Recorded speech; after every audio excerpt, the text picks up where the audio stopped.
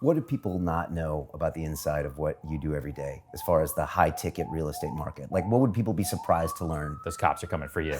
They found you here with those red socks. But like, what's something that we'd be surprised to learn, and what's something that's not what we would typically assume happens? About me? And the business you do, and the clients you deal with. Listen, the business is an insane amount of work. It's probably not as customer facing as people think. I think when you watch the shows and watch us on YouTube and everything, it's very visual and very personal. But you've got to be willing to grind the office hours. Like I was just telling Ollie as if he came up here, like I get every day, Monday through Friday anyway, between 900 and 1,100 emails a day that are for me. That's not spam, right? Spam is a separate box. I have an email assistant who helps me with the emails, right? I've got 3 other assistants who help me just move life forward. And a lot of it is being incredibly disciplined with the work.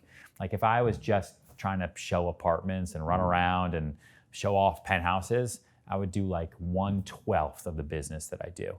So you have to also be able to have the discipline to grind in front of a computer and answer email in real time, while also turning on that personality and being customer facing when they're in front of you. Does that acting background help you? Are you playing the role of your life now? 100%, yeah. Okay. The acting background, the ability to improvise, and kind of ebb and flow with people's personalities, to be able to figure out how I'm going to answer someone's question with the way they need me to answer it. There's a lot of people who are so stubborn with their own personalities, they just will never be as successful as they could be if they were to kind of work within the idea of inception, I guess. Like every deal I do, it's about making it the other person's idea. And you can only do that if you know how to listen to respond instead of listening to reply. Okay. You once said you could negotiate with someone's emotions, but not with their bank account. Yeah. What do you mean by that?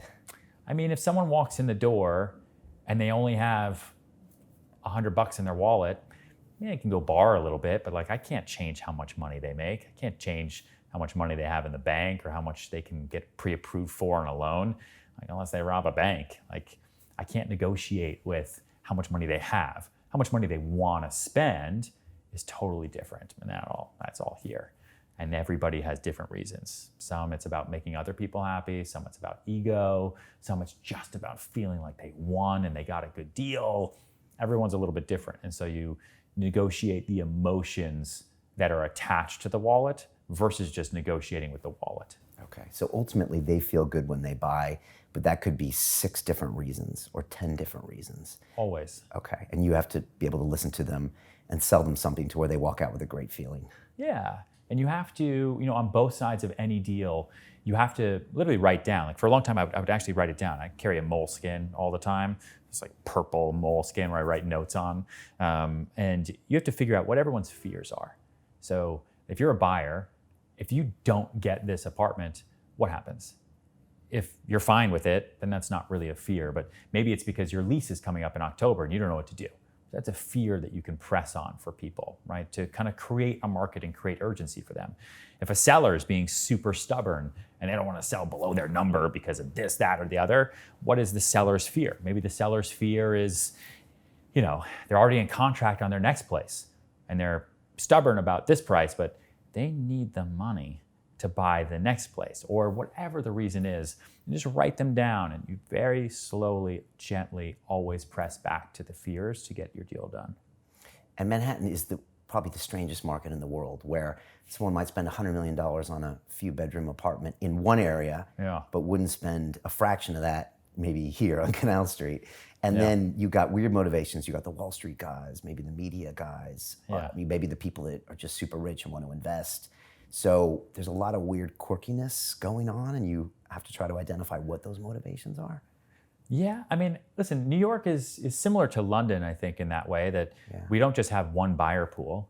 We're not like LA. We're not just governed by the entertainment industry. I could sell an apartment in New York to anybody. Finance, tech, entertainment, authors, attorneys, someone from Russia, someone from South America, someone from Cape Town, South Africa. Like, it doesn't matter, because New York is this little rock that everyone knows that no matter what is a relatively safe real estate investment, because it's always liquid. which you can't say for a lot of other places. And London has the same kind of eclectic client base. You've got people from all over the world buying up London. They're not just tied to one specific industry. And London has huge sales too.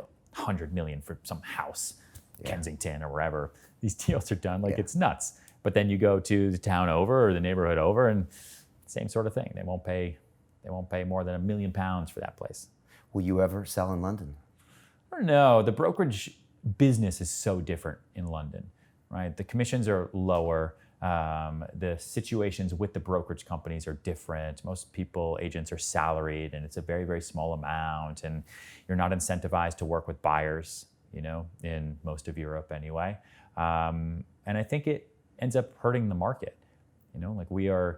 I'm incentivized whether I'm working with a seller or a buyer, and we're incentivized to get deals done, which is why so many deals get done here. If I wasn't incentivized, I would be home last night. I wouldn't be doing that deal. Right. I have a wife and a baby. I'll see you at 9 a.m. Right. It's the beauty of capitalism in that sense. You get things. And free enterprise and free markets. And you can't penalize people for wanting to work hard. And if you're not cool with it, then move or don't do it. Everything's fine.